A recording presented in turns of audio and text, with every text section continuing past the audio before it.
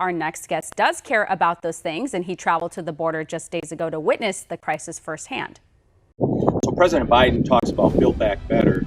Here we've got some border wall panels rusting away. They were paid for by you, the taxpayer of the United States of America. And those border wall panels could easily be put right in here. You can see behind me here a big gap. And that's what we're seeing across the southern border as the invasion continues into America here, bringing fentanyl, sex trafficking, all the horrible things that happen as a result of an open border.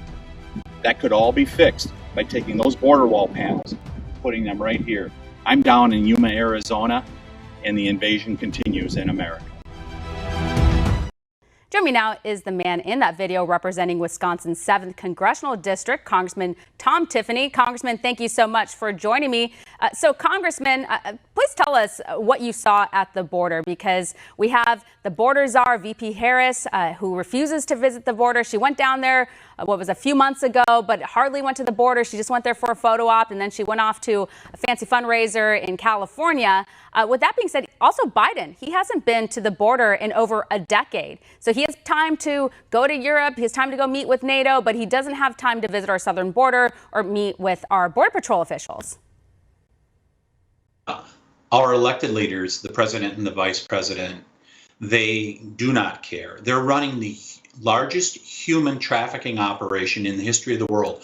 Our United States government, that is in control of the Biden administration right now, are running the largest human trafficking operation ever. And I just think back to almost 2 years ago when I made a trip to the Tucson sector, where things were starting to progress. We're starting to get some control. Local, state, and federal officials were talking about working together. Now, when I go down to places like Yuma, like I did this week, it's all falling apart.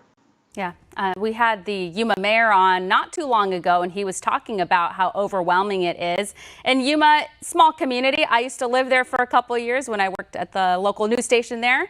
And I remember what it was like. And this is not an area that can handle a huge influx of migrants like that. I mean, the surge is something they had never seen before. And then we have an administration that's not offering any support or help. So these local communities are kind of left on their own. Yeah, they really are. In meeting with the head of the Yuma sector this week, he was meeting with the police chief last week and putting in place contingencies if Title 42 goes away.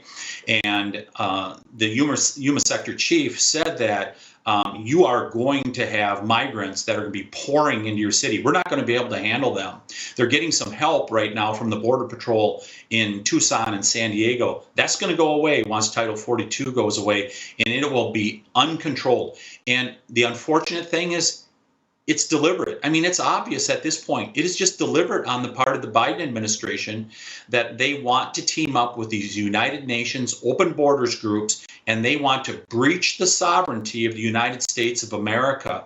And we can only pray that some Democrats at some point say that, hey, this has got to stop.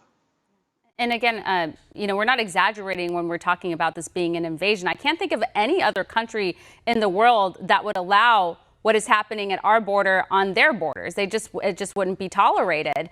And the criminal element is that we don't know who's coming through. We have heard and seen the reports of suspected terrorists being caught at the border. So those are just the people who are caught. What about the ones who aren't caught?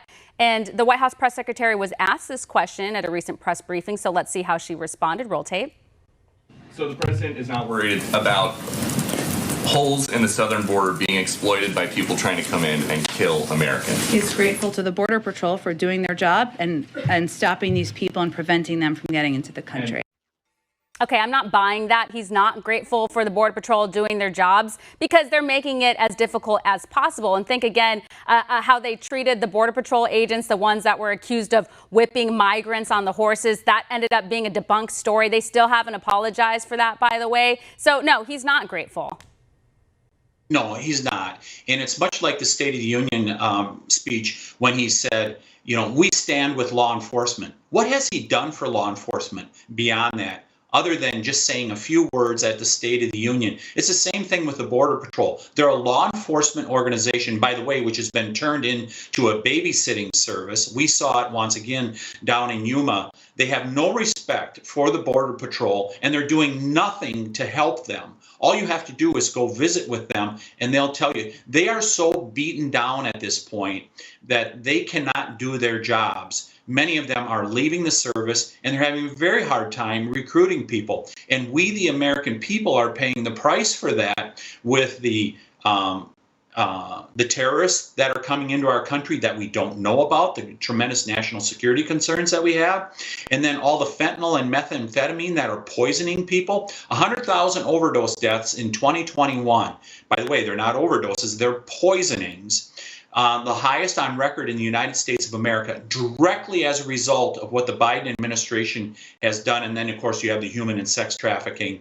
It is out of control. It's the biggest human trafficking operation ever run in the history of the world. And it's our United States government via the Biden administration that's doing it. It is flat out outrageous.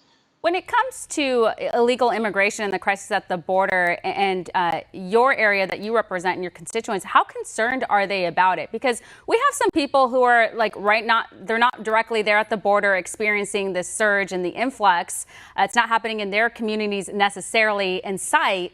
And so it's like out of sight, out of mind, which is exactly why Governor Greg Abbott is busing some of the migrants to Washington, D.C., to Biden's backyard so that they can see firsthand, what's going on here. And, the Democrats pretend they don't care, but they do care. They don't want the migrants bused to Martha's Vineyard or to House Speaker Nancy Pelosi's yard in San Francisco or to the White House lawn. They don't want that. Yeah, that's exactly right. Every state is a border state, and that's why I've made multiple trips to the border, and I also went to Panama because I want to be fully informed. And when you take those flights out of, for example, McAllen, Texas a year ago, all of the migrants that were on there, they had a manila envelope with them. And you could see the cities listed: Boston, Philadelphia, Chicago. They are going all over the country. As Sheriff Mark Lamb has said down in Pinal County, Arizona, they're coming in our front yard here in Arizona, but they're ending up in your backyard, including the fentanyl and methamphetamine. Every state is a border state.